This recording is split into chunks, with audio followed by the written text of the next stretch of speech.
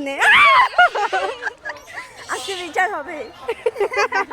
জীবনের প্রথম চিড়িয়াখানায় যে আমাদের অবস্থা যে কি হলো সেটা তো একদমই বলার বাইরে।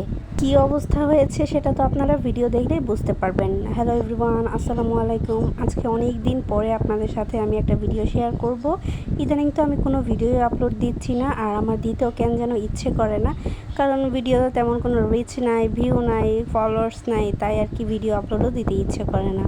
চিড়িয়াখানার ভিতরে তো আমরা সবাই ঢুকে পড়লাম, আর জনপ্রতি 50 টাকা করে টিকিট লেগেছে। হয়তো বা ঈদ সিজন দেখে এই সময় খোলা, না হলে আজকে রবিবারে অফ ডে থাকে। যাই হোক, প্রথমে ঢুকেই আমরা হরিণ দেখে ফেললাম, আর এখানে এত পরিমাণে হরিণ, বিশাল বড় জায়গা, সেখানে তো হরিণের কোনো অভাব নেই। জীবনের প্রথম সামনে থেকে হরিণ দেখলাম, দেখে তো মনেই হচ্ছে না যে এটা রিয়েল। বিশেষ করে ওদের শিংগুলো দেখে তো আমরা সবাই অবাক হয়ে গেছি, মনে হচ্ছে কোনো একটা গাছের ডাল জয়েন দিয়ে রাখছে মাথায়।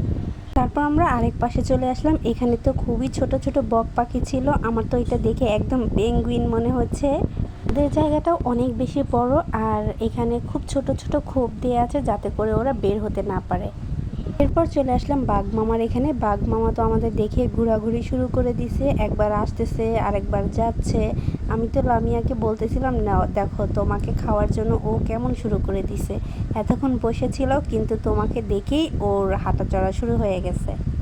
বাঘ মামার ভাব সব দেখে মনে হচ্ছে ওনার সামনে যদি কেউ একজন পড়ে তার তো কোনো রক্ষাই নেই। এখানে আমি আমার ভাতিজিকে নিয়ে একটা ভিডিও মেক করতে চাচ্ছিলাম। এখানে ছিল ওর আম্মু আর ওর খালামণি।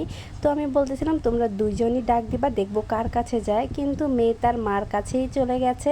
মা তো মাই, মার উপরে তো আর কেউ হয় না। যাই হোক, হুট করেই আমার চোখ পড়লো এটার উপর। এখানে লেখা আছে রয়্যাল বেঙ্গল টাইগার জবা, মানে স্ত্রী।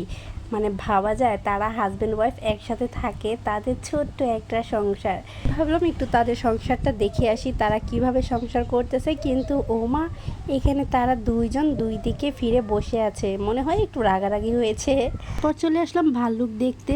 টিভিতেই আমরা একরকম ভাল্লুক দেখি, আর বাস্তবেই দেখলাম আরেক রকম।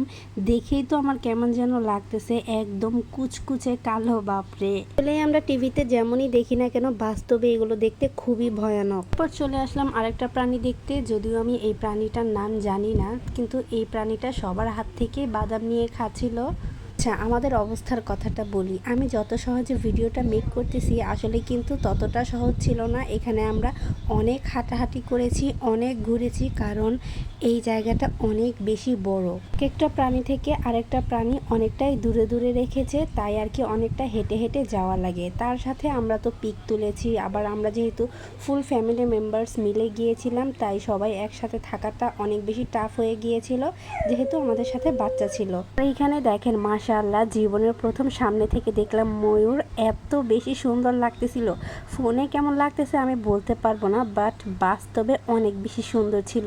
কি সুন্দর করে নিজের ডানাগুলো ঝাঁকাচ্ছিল, আর একটু পরপর ঘুরে ঘুরে সবাইকে দেখাচ্ছিল। দেখেন, টুকটুক করে হেঁটে হেঁটে একটু পরপর জায়গা নড়াচড়া করতেছিল। আমার তো দেখে অনেক বেশি হাসি পাচ্ছিল, আর খুব বেশি ভালো লাগতেছিল। তোর তো প্রায় অনেকক্ষণ ধরেই দেখলাম। এরপর চলে গেলাম জিরাফের এইখানে। জিরাফ এত উঁচা উঁচা, বাপরে, আমি তো বলতেছিলাম যে জিরাফ তো এইটার উপর দিয়েই বের হয়ে যাবে। এতদিন এইসব শুধু টিভিতেই দেখে আসতেছিলাম, আর আজকে প্রথম বাস্তবেও দেখে নিলাম। যাই হোক, অনেক বেশি ভালো লেগেছে, আর আমাদের সবার অনেক বেশি কষ্ট হয়েছিল, কারণ অনেক বেশি গরম ছিল। আর আমাদের সাথে যেহেতু 3টা বাচ্চা ছিল, তাই ওদের সামলানোটাও আমাদের অনেক বেশি কষ্টকর হয়ে গিয়েছিল। একটা মানুষ নিয়ে কোথাও বের হওয়া মানে খুবই মুশকিল, আর নিজের ঘোরা তো একদমই বন্ধ হয়ে যায়, শুধু বাচ্চার দিকে নজর দিতে হয়। এখানে তো আমরা দুই বান্ধবী মিলে নিজেরাই বাচ্চা হয়ে গিয়েছিলাম। চলে, যদি এরকম বান্ধবীরা মিলে আমরা কোথাও বের হই, তাহলে তো নিজেকে একদিনের পাখি মনে হয়। এখানে আমি খালি পায়ে হাঁটতেছিলাম, কারণ জুতা পায়ে দিয়ে হাঁটতে আমার অনেক বেশি কষ্ট হচ্ছিল। শুধু আমার না, আমাদের দুই বান্ধবীরই অনেক কষ্ট হচ্ছিল, তাই আমরা নিজেরাই নিজেদের জুতা হাতে নিয়ে দেন খালি পায়ে হাঁটতেছিলাম। আর বিশেষ করে খালি পায়ে হাঁটতেও কিন্তু অনেকটাই ভালো লাগতেছিল। আজ আমাদের সাথে কেউ নেই বলে নিজেদের জুতাই নিজেরা হাতে নিয়ে হাঁটতেছি। এই দুঃখ আর কারে বলবো। যাই হোক, তো এখন আমরা বের হয়ে যাচ্ছি। যাওয়ার আগে দেখে নিলাম বানরকে।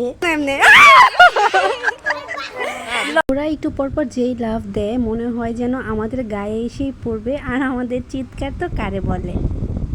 আর কি বলবো, দুঃখের কথা, বের হওয়ার সময় মাহাদির চোখ পড়লো এই ট্রেনের উপর, সে এই ট্রেনে চড়বে, তাই এখান থেকে আমি 3টা টিকিট নিয়ে নিলাম। যে সময় আমাদের মতো অনেকেই আসছে ঘুরতে, তাই অনেক বেশি ভিড় ছিল। এই তো লাস্টে যে ওরা বসতে পারলো, এখন ওরা চড়বে ট্রেনে আর আমি দাঁড়িয়ে দাঁড়িয়ে অপেক্ষা করবো ওদের জন্য। ট্রেন চড়া হলে দেন আমি নামিয়ে কয়েকটা পিক তুলে নিলাম, যাতে ওরা বড় হলে কোনো এক সময় বলতে পারি যে দেখো তোমরা ছোট থাকতে আমরা তোমাদের নিয়ে চিড়িয়াখানায় গিয়েছিলাম।